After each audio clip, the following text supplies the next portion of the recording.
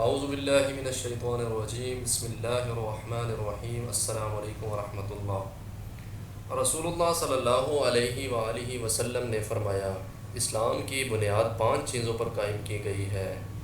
اول، گواہی دینا کہ اللہ کے سوا کوئی معبود نہیں، اور بے شک حضرت محمد صلی اللہ علیہ وآلہ وسلم اللہ کے سچے رسول ہیں۔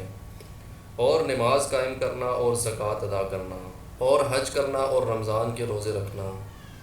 لوگوں نے پوچھا، یا رسول اللہ صلی اللہ علیہ وآلہ وسلم، کون سا اسلام افضل ہے؟ تو نبی کریم صلی اللہ علیہ وآلہ وسلم نے فرمایا، وہ جس کے ماننے والے مسلمانوں کی زبان اور ہاتھ سے سارے مسلمان سلامتی میں رہیں۔ ایک دن ایک آدمی نے آپ صلی اللہ علیہ وآلہ وسلم سے پوچھا کہ کون سا اسلام بہتر ہے؟ فرمایا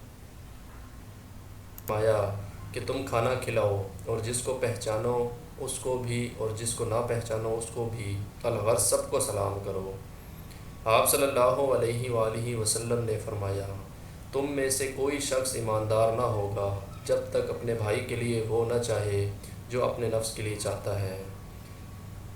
آپ صلی اللہ علیہ وآلہ وسلم نے فرمایا، 3 خصلتیں ایسی ہیں کہ جس میں یہ پیدا ہو جائیں اس نے ایمان کی مٹھاس کو پا لیا۔ اول یہ کہ اللہ اور اس کا رسول صلی اللہ علیہ وآلہ وسلم اس کے نزدیک سب سے زیادہ محبوب بن جائیں۔ دوسرے یہ کہ وہ کسی انسان سے محض اللہ کی رضا کے لیے محبت رکھے۔ تیسرے یہ کہ وہ کفر میں واپس لوٹنے کو ایسا برا جانے جیسا کہ آگ میں ڈالے جانے کو برا جانتا ہے۔ رسول کریم صلی اللہ علیہ وآلہ وسلم نے فرمایا، تم میں سے کوئی شخص ایماندار نہ ہوگا جب تک اس کے والد اور اس کی اولاد اور تمام لوگوں سے زیادہ اس کے دل میں میری محبت نہ ہو جائے۔ اللہ تعالیٰ سے دعا ہے، اللہ تعالیٰ ہم سب کو آپ صلی اللہ علیہ وآلہ وسلم کے مبارک نقش قدم پہ چلنے کی توفیق عطا فرمائے، آمین۔